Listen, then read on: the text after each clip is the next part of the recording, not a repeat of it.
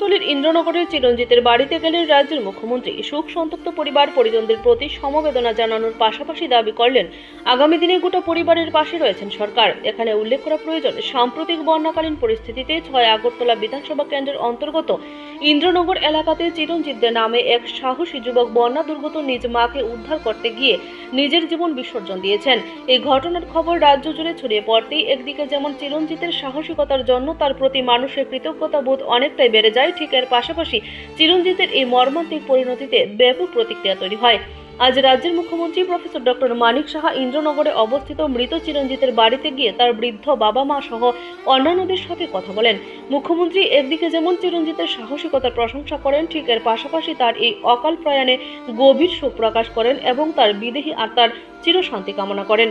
পাশাপাশি প্রশাসনিক সাহায্য সহযোগিতার বিষয় নিয়ে মুখ্যমন্ত্রী স্পষ্টতই জানিয়েছেন, প্রশাসনের তরফ থেকে দুর্যোগ মোকাবেলা দপ্তরকে কাজে লাগিয়ে যতটুকু সাহায্য সহযোগিতা করা যায় তার সবটাই করা হবে এবং এর পাশাপাশি চিরঞ্জিতের বৃদ্ধ বাবা মায়ের প্রয়োজনীয় সকল রকমের ব্যবস্থা করার জন্য জেলা শাসককে ইতিমধ্যে নির্দেশ দেওয়া হয়েছে দাবি মুখ্যমন্ত্রীর। এছাড়াও চিরঞ্জিতের ক্ষতিগ্রস্ত বাড়িঘর জেলা প্রশাসনের তরফ থেকে ঠিক করে দেওয়া হবে, এমনটাও জানিয়েছেন রাজ্যের মুখ্যমন্ত্রী। পাশাপাশি মুখ্যমন্ত্রী দাবি করেছেন, আগামী দিনে সরকার গোটা পরিবার যাতে খেয়ে বেঁচে থাকতে পারে তার জন্য বরাবরই নজরে রাখবে।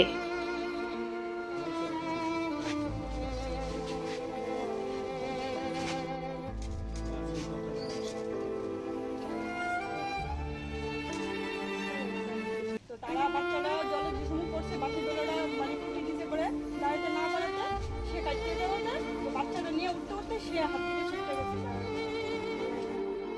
আমি যাবো সামনে আছে বড় ছোট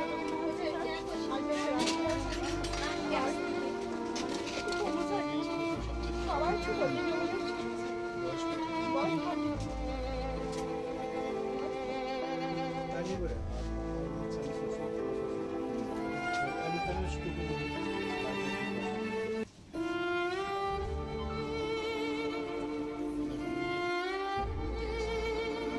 বাচ্চা আর মহিলারা বাচ্চাকে এখানে না স্যার ওই পাশে কাগজ না